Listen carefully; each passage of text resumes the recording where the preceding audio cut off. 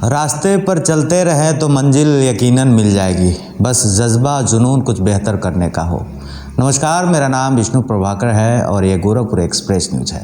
और आज की कहानी आप सबको ज़रूर देखनी चाहिए, क्योंकि इस कहानी को करने के लिए मैं खुद ही आज से नहीं बहुत ज़्यादा दिन से उत्सुक हूँ। जी हाँ, जैसा कि आप जानते हैं कि हम पूर्वांचल की बात करते हैं, पूर्वांचल के उन लोगों की बात करते हैं जो पूर्वांचल का नाम और सम्मान देश दुनिया में बढ़ाते हैं।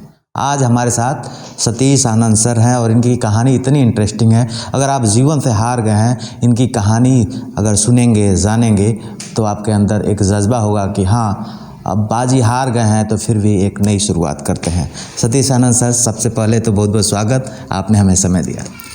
आपका बहुत बहुत धन्यवाद। आपने ये मौका दिया कि मैं आपके प्लेटफॉर्म पर आकर कुछ बता सकूं।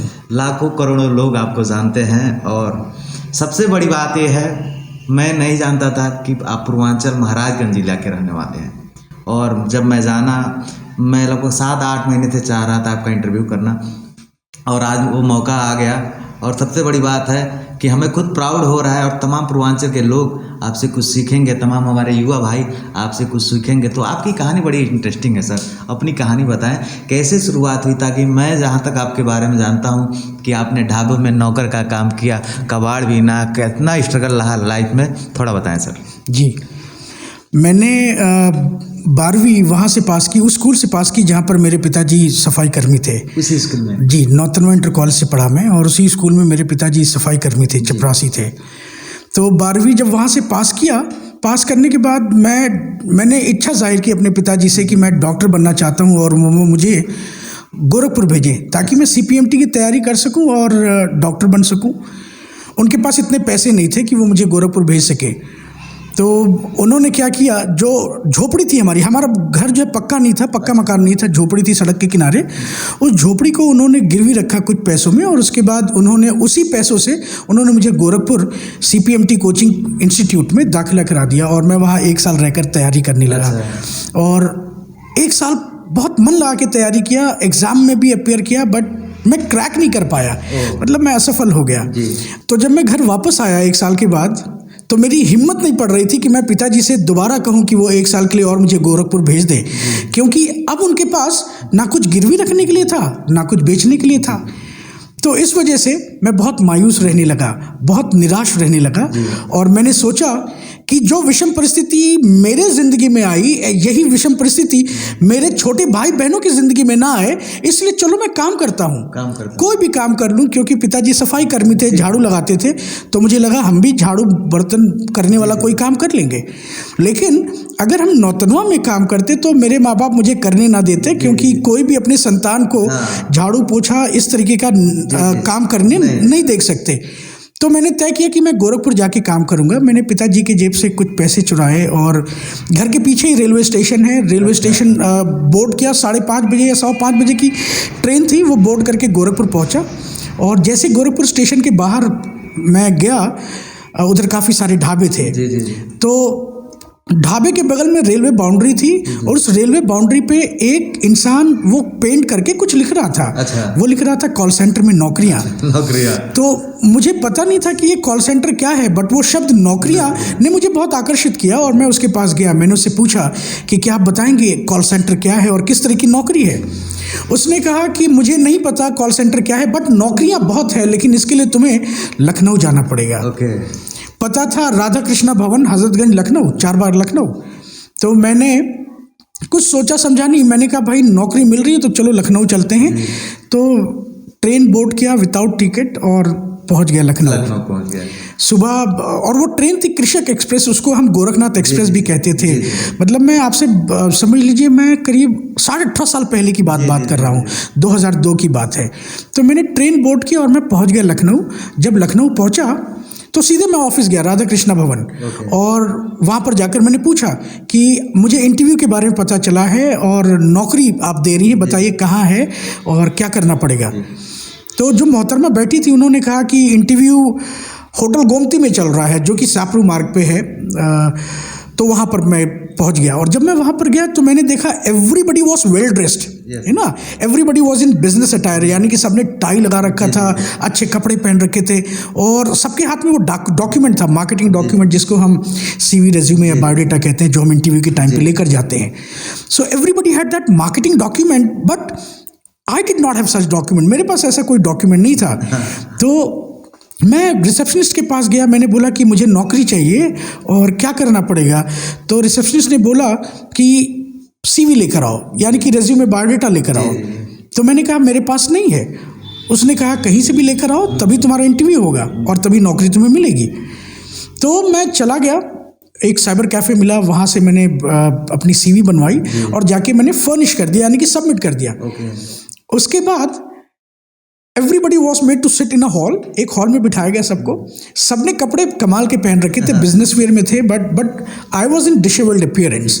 मेरा जो अपीयरेंस था वो बहुत गंदा था, क्योंकि मैं कपड़े गंदे पहने थे और अपीयरेंस मेरा ठीक नहीं था। घर से निकले थे। हाँ जी, अपीयरेंस मेरा ठीक नहीं था। तो जब सबकी बारी हो गई और जब मेरी बारी आई, रिक्रूटर ने जब मेरे से पूछा, mister Anand can you tell me something about yourself, यानी कि श्रीमान क्या आप अपने बारे में कुछ बताएंगे। ये सवाल रिक्रूटर ने अंग्रेजी में पूछा और मुझे कुछ समझ में नहीं आया। और अंग्रेजी से आपका दूर दूर का नाता नहीं था। जी, अंग्रेजी से मेरा दूर दूर का नाता नहीं था। तो जब वो सवाल अंग्रेजी में आया, मुझे कुछ समझ में नहीं आया और मैं कुछ बोल नहीं पाया और मैं डिस्क्वालीफाई कर गया। मुझे समझ में नहीं आया कि उन्होंने पूछा क्या और उन्होंने क्यों मुझे डिस्क्वालीफाई किया। बाद में मुझे पता चला लोगों से कि भाई अंग्रेज़ी इस नौकरी के लिए बहुत ज़रूरी है। और तब मुझे पता चला कि कॉल सेंटर होता क्या है और कॉल सेंटर इंडस्ट्री क्या है। तो मुझे निकाल दिया गया और अब मुझे ये समझ में आ रहा था कि अगर मुझे लखनऊ जैसे बड़े शहर में अगर काम करना है तो मुझे अंग्रेज़ी आनी चाहिए। तो मैं क्या किया, मुझे लगा कि अंग्रेज़ी तो मैं कभी सुधार पाऊंगा नहीं, तो चलो किसी ढाबे में काम करते हैं और घर वापस नहीं जाना है, ये तय था। क्योंकि जो मकसद था कि कुछ पैसे कमाऊंगा और घर वालों को फिनेंशियल सपोर्ट दूंगा ताकि मेरे छोटे भाई बहन के सपने ना टूटे जैसे मेरे टूटे, उनके सपने ना बिखरे जैसे मेरे बिखरे। तो इसलिए मैं लखनऊ की खाक छानता रहा और अंत में जाकर फैज़ाबाद रोड पे बाबू बनारसी दास यूनिवर्सिटी है, पहले वो कॉलेज हुआ करता था, अब वो विश्वविद्यालय हो गया। उसके 2.5 किलोमीटर आगे बाराबंकी रोड पे एक ढाबा पड़ा, करतार ढाबा। जी। मैं वहाँ पर गया और मालिक थे करतार सिंह, उनसे जाके मैंने बोला कि मुझे काम चाहिए। उन्होंने बड़े खुशी से उन्होंने बोला कि ठीक है लग जाओ। अच्छा। तो उन्होंने बोला कि लेकिन 750 रुपये मिलेगा तुम्हें महीने का। तो मैंने कहा कि ठीक है, 750 बहुत बड़ी रकम है मेरे लिए, मैं तो बिल्कुल काम करूँगा। और मैं काम करने लगा और क्या करता था, झाड़ू मारता था, पोछा करता था, सब्जियां काटता था, बर्तन धुलता था, यही काम था। और बहुत गालियां भी सुनने को मिलती थी, है ना। तो ऐसा काम किया और ये मैंने टोटल 22 दिन ढाबे पे मैंने ऐसा काम किया। 22 दिन तक। उसी 22 दिन के दरमियान 19वें दिन मुझे ढाबे वालों ने मुझे कहीं पर कुछ किसी काम से भेजा कि कुछ ग्रॉसरी आइटम्स लेकर आइए। तो हजरतगंज गया था। तो जब सामान लेकर वापस लौट रहा था, मैं 19वें दिन की बात कर रहा हूँ, है ना। तो 19वें दिन जब मैं ढाबे का सामान लेकर हजरतगंज से वापस लौट रहा था तो मैंने देखा एक व्यक्ति टेंट लगाकर बैठा हुआ है, उसको कैनोपी बोलते हैं इंग्लिश में। तो टेंट लगाकर बैठा है और वो नौकरियां बेच रहा था। अच्छा। तो मैं उसके पास गया, उसको पूछा कि भाई क्या है नौकरी, कैसी नौकरी है, क्या करना पड़ेगा। तो उसने बोला देखो भाई, नौकरी 5,000 रुपये की है और तुम्हें 500 रुपये रजिस्ट्रेशन अमाउंट देना पड़ेगा और उसके बाद तुम्हारी नौकरी लग जानी है। तो मैंने कहा ये तो बहुत अच्छी बात है, अगर 500 रुपये देने पर नौकरी लग जा रही है तो बहुत अच्छी बात है। तो मैंने कहा ठीक है भाई साहब, मैं कल आऊँगा और 500 रुपये आपको जमा करूँगा और अपनी नौकरी ले लूँगा। मैंने उससे ये नहीं पूछा कि नौकरी कैसी है और कहाँ है। जैसे मैंने बताया कि मेरी पगार 750 रुपये महीने थी।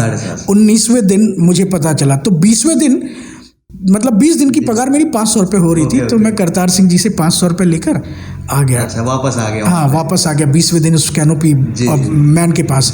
उसको 500 रुपये दिया मैंने और उसने मुझे स्लिप पकड़ाई, मतलब एक छोटा सा कागज़ का टुकड़ा उसने फाड़ा और उस पर उसने लिखा यूरेका फोर्ब्स 5th फ्लोर बाबू खान एस्टेट, सिकंदराबाद, आंध्र प्रदेश। अच्छा, हैदराबाद के पास में। हाँ जी, उधर का एड्रेस दिया उसने।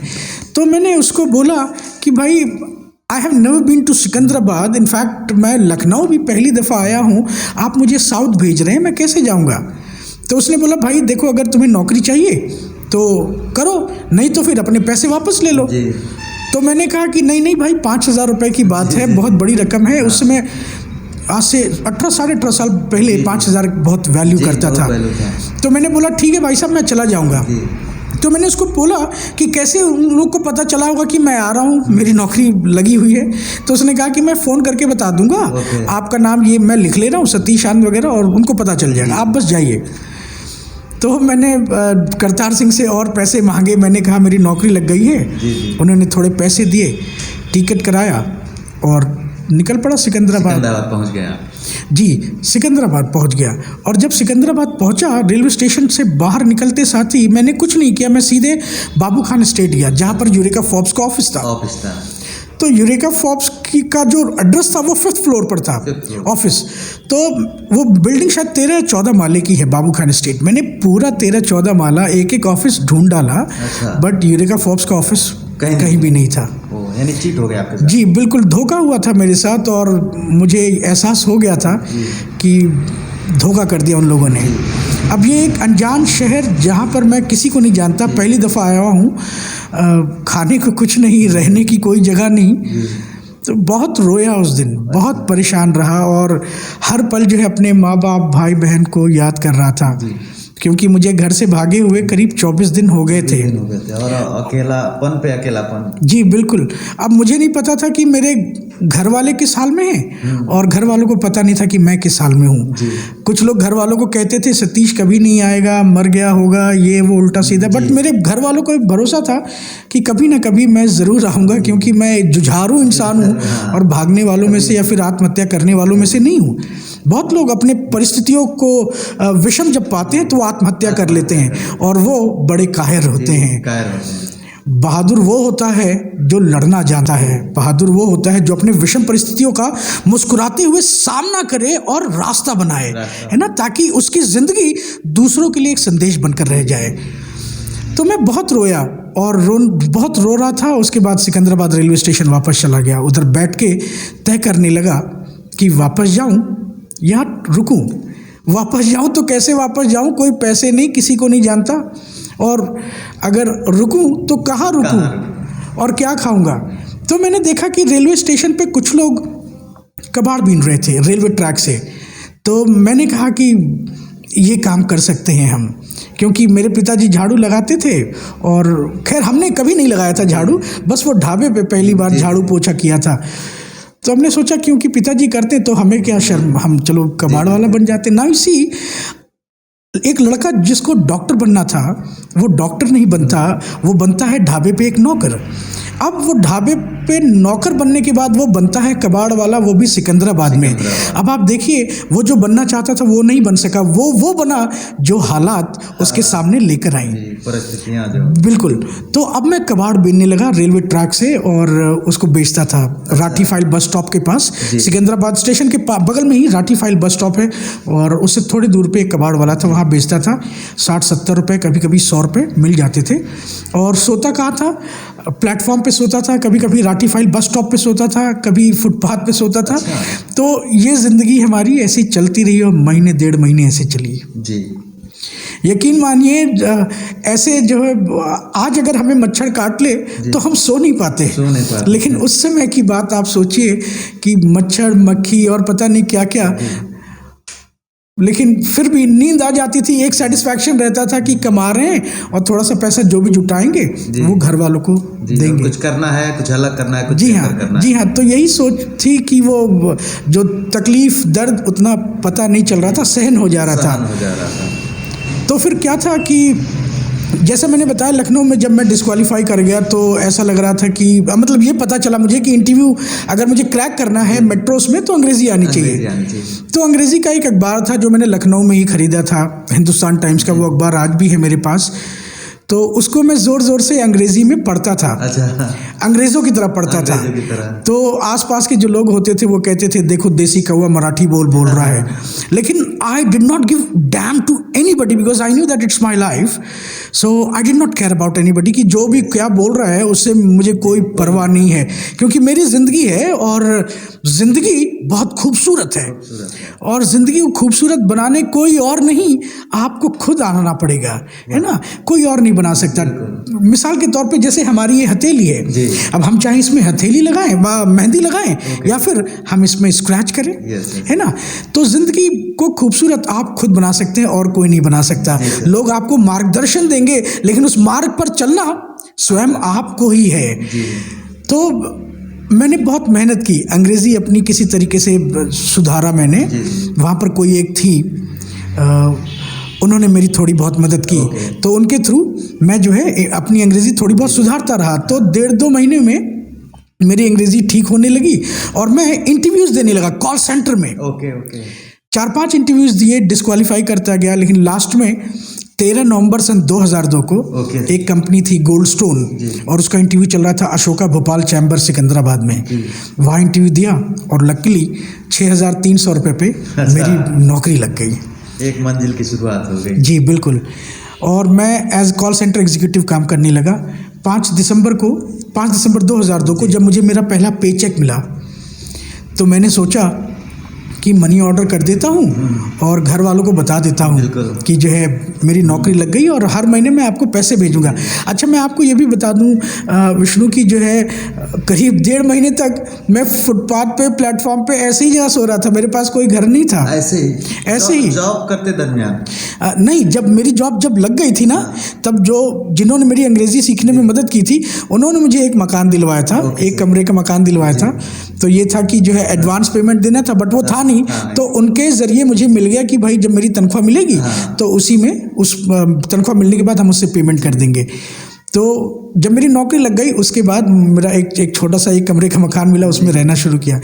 तो 5 दिसंबर 2002 को जब मेरा पहला पे चेक मिला, मैंने सोचा कॉल करूं और घर वालों को बता दूं कि मैं नौकरी कर रहा हूं, ताकि वो भी थोड़ा गर्वान्वित महसूस करें। तो हमारे घर पे फ़ोन था नहीं और टेलीग्राम ऑफिस था, तार घर था। तो जो तार घर में जो ऑपरेटर बैठते थे उनको हम लोग तार चाचा कहते थे। तो उनको फ़ोन किया, नंबर था 34,295, 05522 34,295। हाँ जी हाँ। अच्छा, उस समय नंबर के आगे 2 नहीं लगता था। अगर आपको याद हो, पहले जो है नंबर जो है 10 डिजिट के ही होते थे, 05522 34,295। बाद में 2-3 साल के बाद ये हुआ कि भाई 2 लगा के डायल करना है। तो मैंने कॉल किया और तार चाचा ने फ़ोन उठाया। मैंने कहा कि चाचा मैं छोटू बोल रहा हूँ और पिताजी से हमारी बात कराइए। तो तार चाचा ने जो मुझे बताया वो बहुत शॉकिंग न्यूज़ था। उन्होंने ये बताया कि मेरे घर में मातम छाया हुआ है। उन्होंने बताया कि मेरी मदर को हार्ट अटैक आया और उनकी तबीयत बहुत ख़राब है। अब ये सुन के मैं रोने लगा और कुछ कह नहीं पाया। बस मैंने बोला कि तार चाचा पापा को एक बार फ़ोन पे बुलाइए। आधे घंटे के बाद पापा आए और आधे घंटे के बाद मैंने दोबारा कॉल किया। मैंने बोला पापा मैं काम करने लगा हूँ और मैं आपको मनी ऑर्डर कर रहा हूँ। तो पिताजी ने कहा बेटा कुछ नहीं चाहिए, तुम बस घर चले आओ, नहीं तो तुम्हारी माँ मर जाएगी। तो जब उन्होंने ये बोला मैं फूट कर रोने लगा और उनको समझाने की कोशिश कर रहा था कि अभी हाल फिलहाल मुझे 17-18 दिन हो रहे हैं नौकरी के और मैं नहीं आ सकता। बड़े मुश्किल से नौकरी लगी है और अगर छोड़ के चला जाऊं तो पता चले कि घर वाले दोबारा जाने नहीं देते। तो मैंने बहुत सांत्वना दी, उनको बोला कि पापा मैं ज़रूर आऊँगा, होली में आऊँगा। लेकिन मैं होली में भी नहीं गया। मैं घर जो है 3 साल तक नहीं गया। 3 साल तक घर नहीं गया? जी, मैं 3 साल तक घर नहीं गया, क्योंकि जो वो झोपड़ी थी जो गिरवी रखी हुई थी, हम वो झोपड़ी जो है छुड़वाना चाहते थे। मतलब जो पैसे थे ना वो देना चाहते थे और चाहते थे कि हमारा घर जो है सब चीज़ों से मुक्त हो जाए और हम उसमें रहने लगे। तो 3 साल तक पैसे इकट्ठे किए और दिवाली के टाइम पे गया 2004 में और पैसे दिए और वो झोपड़ी जो है जो गिरवी रखी थी वो छुड़ाया और फिर हम लोग उसमें रहने लगे। और फिर ऐसे करते करते और आज देखिए उसी जहाँ झोपड़ी थी आज वहाँ आलीशान मकान है हमारा। तो इस तरीके से हमने जो है काम करना शुरू किया, गोल्ड स्टोन में काम किया। उसके बाद हम हीरो माइंड के साथ काम किया, हमने वोडाफोन के साथ काम किया, हमने ह्यूलेट पैकर्ड जो आईटी कंपनी है यूएसए की उसके साथ 7.5 साल काम किया और 150 से ज़्यादा लीडिंग यूनिवर्सिटीज़ में मैंने जो है ट्रेनिंग्स डिलीवर की हैं, चाहे वो बीटेक वाले हों या एमबीए वाले हों। यहाँ तक जो है मैंने फैकल्टीज़ को, प्रोफेसर्स को मैंने ट्रेन किया है और आज मैं एक अंतर्राष्ट्रीय लेखक हूँ। और मेरी किताब अभी लास्ट ईयर 29 नवंबर को बैंकॉक में top 10 books of 2019 in Asia में शामिल किया गया। और मुझे एक अवार्ड भी मिला। एक मैगज़ीन है, डिमोड नाम है उस मैगज़ीन का। उस मैगज़ीन ने मुझे best author of all time का रिकॉग्निशन भी दिया। और मेरी एक और बुक अभी आ गई है, इसी 5 दिसंबर को लॉन्च हुई है, मिस्टर फौजदार अ फादर्स जर्नी। तो आज देखिए कि एक कबाड़ वाला, एक ढाबे पे काम करने वाला, ये अलग बात है कि मैं डॉक्टर बनना चाहता था, वो नहीं बन पाया, लेकिन मैं शायद डॉक्टर से बहुत ज़्यादा मैंने जो है अचीव किया अपनी ज़िंदगी में। आज आप लोगों के लिए प्रेरणा बन गए हैं सर। जी बिल्कुल कह सकते हैं। मैं प्रेरणा तो तब बनूंगा जब कोई मेरी इस कहानी से सीख कर अगर वो आगे बढ़ जाता है तो, नहीं तो फिर मुझे नहीं लगता कि जो है मैं जो है एक प्रेरक रहूँगा। मैं एक प्रेरक तभी हूँ जब मेरी बातें सुनकर कोई आगे बढ़ जाए। जैसा कि मैंने कहा कि आपकी कहानी जो कोई भी जानेगा, और वो बाजी को हार गया है तो चाहे तो इस कहानी की शुरुआत जानकर, आपको देखकर फिर से एक नई शुरुआत कर सकता है। जी जी बिल्कुल विष्णु, मैं बताऊं, लोगों को लगता है जब विषम परिस्थितियां आती हैं तो लोग थक हार के बैठ जाते हैं, जबकि ऐसा नहीं होना चाहिए। लोगों को समझना चाहिए कि विषम परिस्थितियां औजार हैं, है ना, वो आपको सफलता तक ले जाने के लिए वो औजार का काम करती हैं। मिसाल के तौर पे जब कोई पेशेंट, कोई मरीज जब वो अस्पताल में भर्ती होता है, आईसीयू में भर्ती होता है, तो आप क्या करते हैं, उसके बगल में जो मॉनिटर लगा होता है आप उसको देखते हैं कि भाई वो उतार चढ़ाव वाली रेखा वो चल रही है या नहीं। और जब वो उतार चढ़ाव वाली रेखा जब आपको दिखती है तो आप को सुकून होता है कि आपका चाहने वाला जिंदा है। और जब वो रेखा सीधी हो जाती है तो आपको पता चलता है कि वो अब नहीं रहा। तो मैं लोगों से सवाल करना चाहता हूं, जब आपको पता है उतार चढ़ाव वाली रेखा का मतलब जिंदगी है, तो असल जिंदगी में जब आप उतार चढ़ाव का सामना करते हैं तो आप थक हार के क्यों बैठ जाते हैं? आपको समझना चाहिए कि ये उतार चढ़ाव ही जिंदगी है और ये स्टैग्नेंट लाइन, सीधी रेखा मृत्यु के समान है। लेकिन हर कोई चाहता है कि उसकी जिंदगी सीधी रेखा जैसी हो। कोई नहीं चाहता उतार चढ़ाव का सामना करना। और यही वजह है कि 100 में से 90 लोग मर जाते हैं, क्योंकि वो चाहते हैं सीधी रेखा जैसी जिंदगी हो। और वो जो 10% लोग बचते हैं, ये वो लोग हैं जो पूरी दुनिया को लीड कर रहे होते हैं और दुनिया इनको फॉलो कर रही होती है और कहीं ना कहीं अपनी जिंदगी को सफल बनाते हैं, सार्थक सिद्ध करते हैं।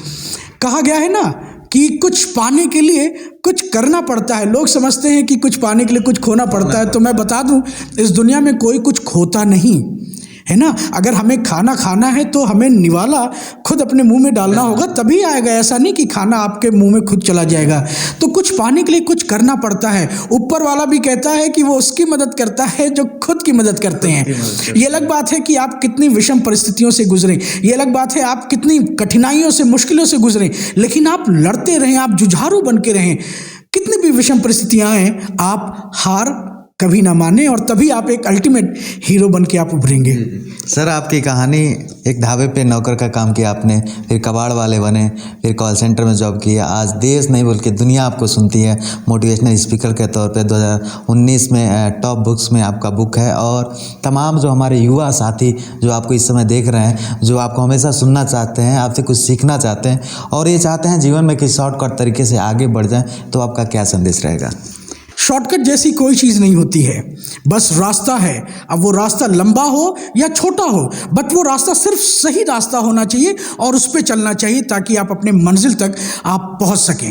तमाम हमारे दर्शक गोरखपुर एक्सप्रेस न्यूज़, पूर्वांचल के लोग ही ज़्यादातर गोरखपुर एक्सप्रेस न्यूज़ को देखते हैं और देश दुनिया के लोग तो देखते ही देखते हैं। तो आप खुद ही पूर्वांचल के हैं और मैंने पहले ही कहा था कि ये कहानी हमारे तमाम दर्शकों के लिए प्रेरणा हो सकती है। तो आपका क्या संदेश रहेगा सर?